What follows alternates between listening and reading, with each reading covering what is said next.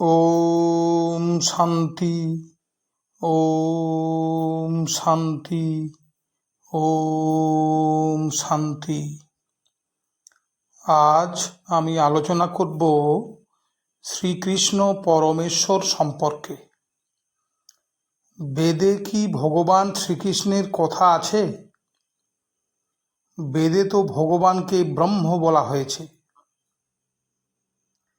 বেদ কথাটির অর্থ হচ্ছে জ্ঞান। সৃষ্টির আদিতে প্রজাপতি শ্রী ব্রহ্মা সেই জ্ঞান প্রাপ্ত হন শ্রীকৃষ্ণের কাছ থেকে। অথর্ব বেদে সেই কথা বলা হয়েছে। যো ব্রহ্মাণং বিদধাতি পূর্বং যো বৈ বেদাশ্চাং গাপয়তি স কৃষ্ণ। অর্থাৎ ব্রহ্মা যিনি পূর্বকালে জগতে বৈদিক জ্ঞান প্রদান করেন, সেই জ্ঞান তিনি সৃষ্টির আদিতে যার কাছ থেকে প্রাপ্ত হন তিনি হচ্ছেন শ্রীকৃষ্ণ। মহর্ষি ব্যাসদেব শ্রীমদ্ ভগবদ্গীতার পুরুষোত্তম যোগ অধ্যায়ে ভগবান শ্রীকৃষ্ণের উক্তি বিবৃত করেছেন।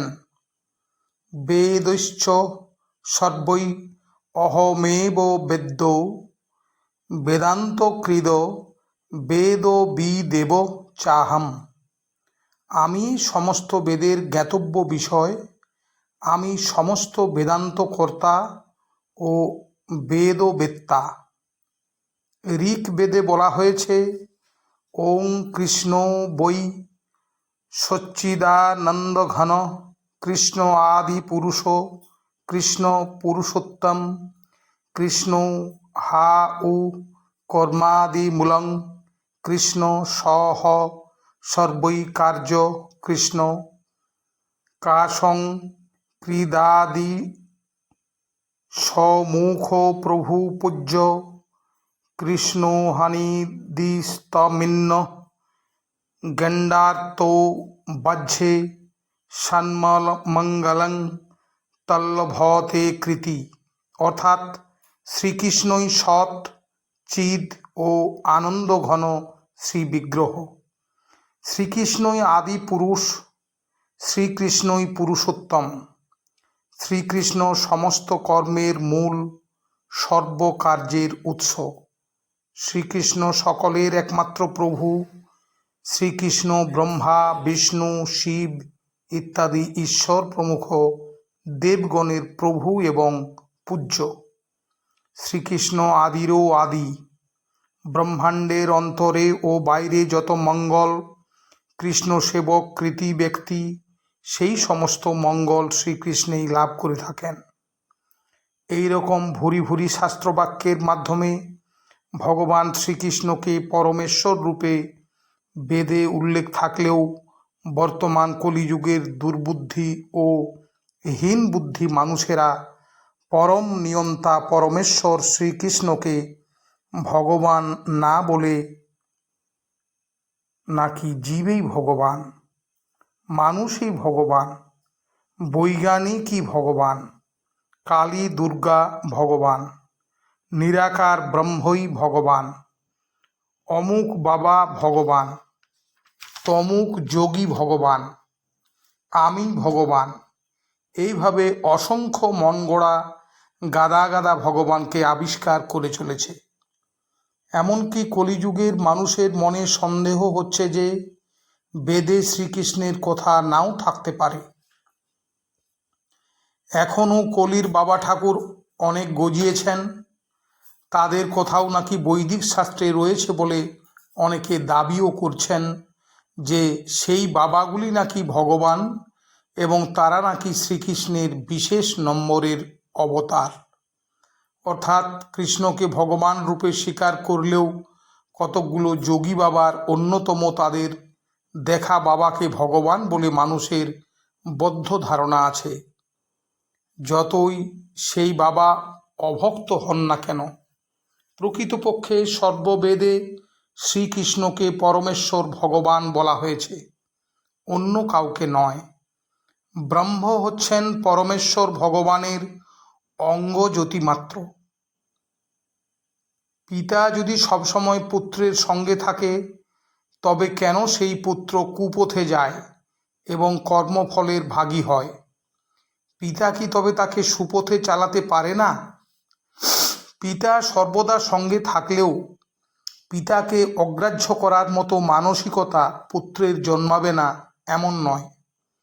যেমনটি কৃষ্ণ বিমুখ মানসিকতা হওয়ার ফলে এই দুঃখময় সংসারে আমরা পতিত হয়েছি। আবার যখন মায়ার দণ্ড পেয়ে শিক্ষা হবে, তখন পিতার অবাধ্য মানসিকতা ছেড়ে পিতার অনুগত হব। তার ফলে পুনরায় সুপথে চালিত হব। অতএব ভালো মন্দ সব কর্মফলের ভাগী নিজেকেই হতে হয়। পিতা সর্বনিয়ন্ত্রক হলেও পুত্রদেরকে একেবারে যন্ত্রের মতো করে নিজের আয়ত্তে রাখেন না। একটু স্বাতন্ত্র স্বাধীনতা অর্থাৎ নিজ নিজ ইচ্ছা মতো ঘুরবার সুযোগও দিয়েছেন। আপনি কি চান যে আপনার পিতা অনবরত আপনার হাত দুটো শেকলে বন্ধ হওয়ার মতো ধরেই থাকুন? না, এমনটি কেউ চাইতে পারে না। সুতরাং পিতার পরিচালনায় কোনো বিশৃঙ্খলা বা ঢিলেমি নেই, তা মহান মহান ঋষিবৃন্দও ব্যাখ্যা করেছেন। ৩৩ কোটি দেবতাদের মধ্যে ভগবান শ্রীকৃষ্ণই শ্রেষ্ঠ, কিন্তু অন্যান্য দেবদেবীদের প্রতি নববিধা ভক্তি দ্বারা আরাধনা করা যায় কিনা? স্বর্গলোকে দেবদেবীরা থাকেন, সেই স্থান এই জড়জগতের মধ্যেই, পৃথিবী থেকে মাত্র কয়েক হাজার যোজন মাইল দূরে অবস্থিত। কিন্তু শ্রীকৃষ্ণ ব্রহ্মাণ্ডের বাইরে বৈকুণ্ঠ জগতের সর্বোচ্চ লোক গোলক নামে চিন্ময় গ্রহলোকে থাকেন। শ্রীকৃষ্ণ পরমেশ্বর ভগবান, কোনো দেবদেবী ভগবান নন। দেবদেবীরা ভগবানের ভৃত্য মাত্র। কৃষ্ণের অনুমোদন ব্যতীত তাঁদেরও কোনো ক্ষমতা নেই। স্কন্দ পুরাণে ব্রহ্মা নারদ সংবাদে বলা হয়েছে, বাসুদেবং পরিত্যাজ্য জৌহন্য দেবামুপশ্যতে তাক্তমৃতং স মূঢ়াত্মা ভুঙ্ক্তে হালাহলং বিষম। যে মূর্খ শ্রীকৃষ্ণকে বাদ দিয়ে অন্য দেবতার উপাসনা করে, সে অমৃত বাদ দিয়ে বিষ পান করছে। মহাদেব পার্বতীকে বলেছেন, দেবতা পিতর সর্বে শিবে পূজ্যা প্রযত্নত নুন্না সুনিষ্ফলং কেচিৎ গৃহী ভীর্যাদি কর্মসু। হে কল্যাণময়ী দুর্গে, গৃহী ব্যক্তিরা সমস্ত দেবতা ও পিতৃপুরুষকে অতি যত্নে পূজা করবে। কিন্তু যদি দেবতা বা পিতৃগণের মধ্যে কেউ পূজিত হলেন, কেউ অপূজিত থাকলেন, তাহলে সেই গৃহীর সমস্ত পূজাকর্মই নিষ্ফল।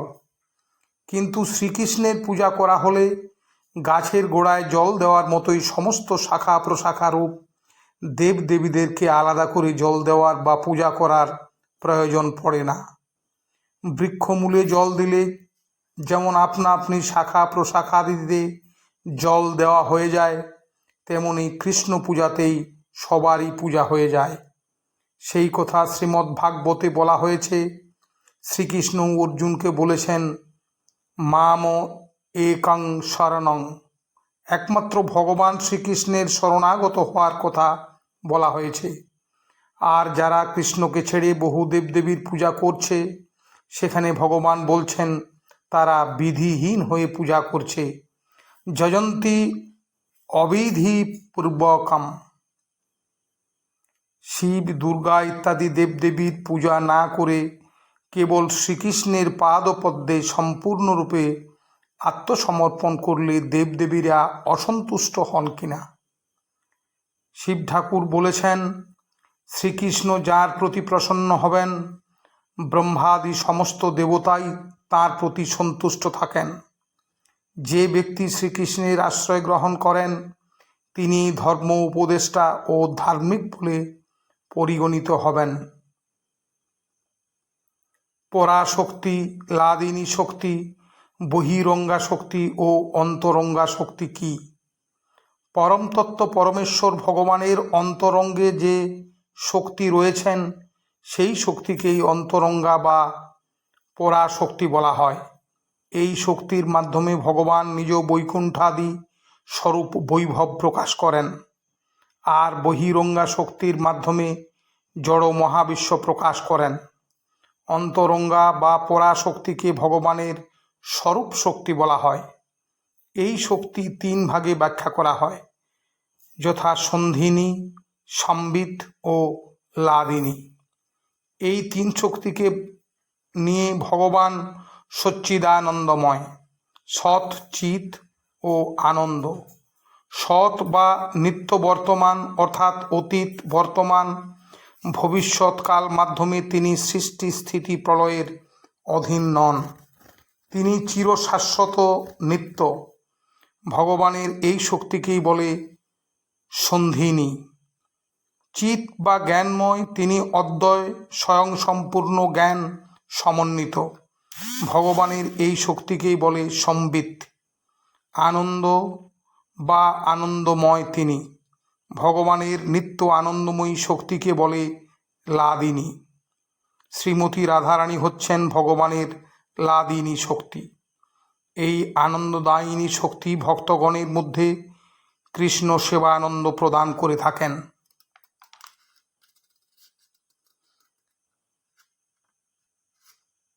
ভগবানের বহিরঙ্গা শক্তি হচ্ছেন দুর্গা দেবী।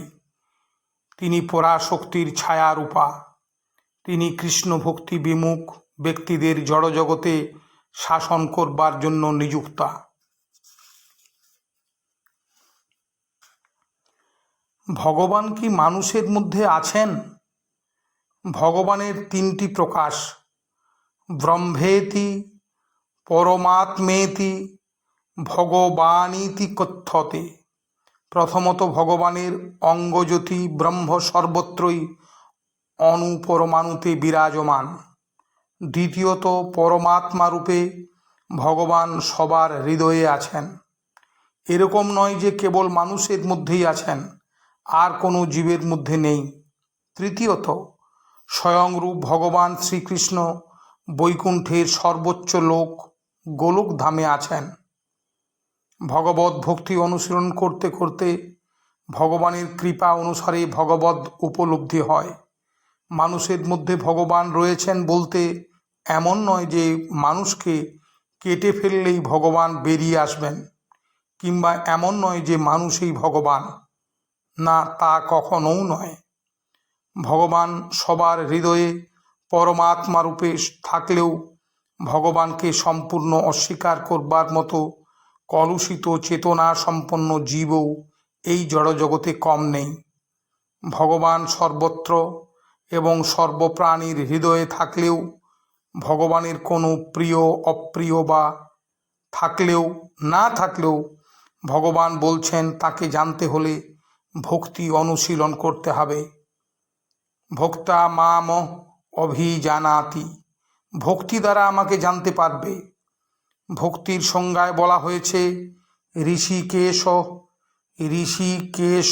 সেবনং ভক্তি রুচ্যতে। আমাদের ইন্দ্রিয় সমূহ দিয়ে ভগবান শ্রীকৃষ্ণের সেবা করাই ভক্তি। কিন্তু যখন আমাদের জীবন ভক্তি অনুশীলনহীন হয়ে থাকে তখন ভগবান আছেন কিংবা ভগবান নেই, 2 অভিজ্ঞ মতেই মূল্যহীন। নারায়ণ থেকে কৃষ্ণের প্রকাশ নাকি কৃষ্ণ থেকে নারায়ণের প্রকাশ? কৃষ্ণই আদি পুরুষ। কৃষ্ণের প্রকাশ হচ্ছেন চতুর্ভুজ নারায়ণ। কৃষ্ণের প্রকাশ নারায়ণ। শাস্ত্র কহে নারায়ণ হইতে কৃষ্ণ হেন বাক্য নহে। শ্রীমদ্ ভাগবতের 10ম স্কন্ধে বর্ণিত হয়েছে, বৃন্দাবনে লোকপিতামহ ব্রহ্মা এসে শ্রীকৃষ্ণের স্তব করছেন। হে সর্বেশ্বর, আপনি সর্বজীবের আশ্রয় স্বরূপ নারায়ণ। আমি আপনার থেকে উদ্ভূত হয়েছি, হে অধীশ। আপনার নারায়ণত্বের আরও কারণ রয়েছে। আপনি অখিল লোক সাক্ষী এবং ত্রিকালজ্ঞ। নার অর্থাৎ জলে, অয়ন অর্থাৎ শয়ন, যার তিনি নারায়ণ। সেই নারায়ণ হচ্ছেন আপনারই অংশ প্রকাশ, আপনার বিলাস মূর্তি মাত্র। এ সমস্ত আপনার অচিন্ত শক্তির পরিচয় এবং পরম সত্য, এ মায়া নয়। জলসায়ী অন্তর্যামী যেই নারায়ণ, সেহ তোমার অংশ, তুমি মূল নারায়ণ। পুরাণ শাস্ত্রাদি অধ্যয়ন করলে দেখা যায় যে ভগবান মানুষ, রাক্ষস, দানবাদির থেকে দেবতাদের প্রতি বেশি করুণাময়। দানব অসুরাদির থেকে ইন্দ্রাদি দেবগণ তুলনামূলকভাবে কোনো কোনো ক্ষেত্রে বেশি দোষী হওয়া সত্ত্বেও ভগবান অসুরদের বধ করেন, অথচ দেবতাদের কৃপা করেন কেন? কে কম দোষী, কে বেশি দোষী, কাকে ভগবান কিভাবে করুণা করছেন, কোন ব্যক্তি দেব শরীর পেয়েছে, কোন ব্যক্তি অসুর শরীর পেয়েছে, তারা তাদের কর্মফল কিভাবে কখন ভোগ করছে, সেগুলির তাৎপর্য যদি বিচার করতে থাকেন তাহলে বুঝতে পারবেন ভগবান সবার প্রতি সমদর্শী। দেবদেবীর আরাধনা করলে স্বর্গবাস হয়, সেখানে কি শিশুরূপে জন্ম নিতে হয়, নাকি যে বয়সে এখানে মৃত্যু হয় সেই বয়সে সেখানে আবির্ভূত হয়? দেবদেবীদের আরাধ্য প্রভু ভগবান শ্রীহরির শুদ্ধ ভক্ত ইচ্ছা করলে স্বর্গ দর্শন করতে হরিধামে উপনীত হতে পারেন, কিন্তু পৃথিবীতে দেবদেবীর আরাধনা করে পুণ্যকর্মা ব্যক্তিকে স্বর্গবাসীদের গৃহে শিশুরূপে জন্মগ্রহণ করতে হয়। আমরা জানি শ্রীকৃষ্ণের 64 গুণ। রামচন্দ্র কত গুণের অধিকারী ছিলেন? রামচন্দ্র ও কৃষ্ণের মধ্যে কি এ ব্যাপারে কিছু পার্থক্য আছে?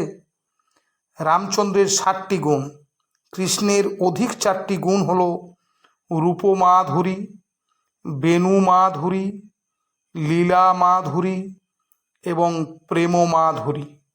শ্রীরামচন্দ্রের রূপ অত্যন্ত অপূর্ব। শ্রীকৃষ্ণের রূপমাধুরীর উৎকর্ষতা তার অপেক্ষাও বহুগুণে অধিক।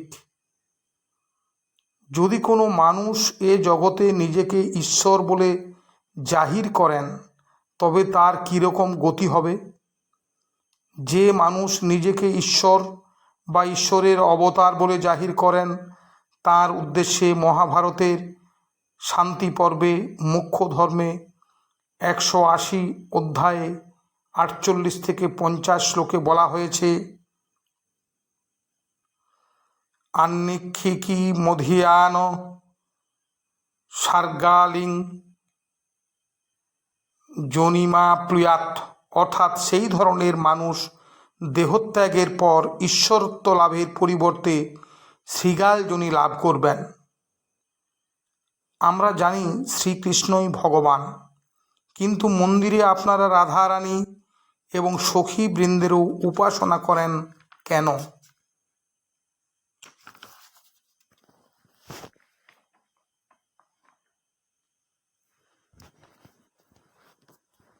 শ্রীকৃষ্ণ ভগবান, রাধারানী হচ্ছেন মূর্তিমতী ভক্তি, সখীবৃন্দ হচ্ছেন রাধারানীর বিস্তার বা কায়বুহ্য স্বরূপা।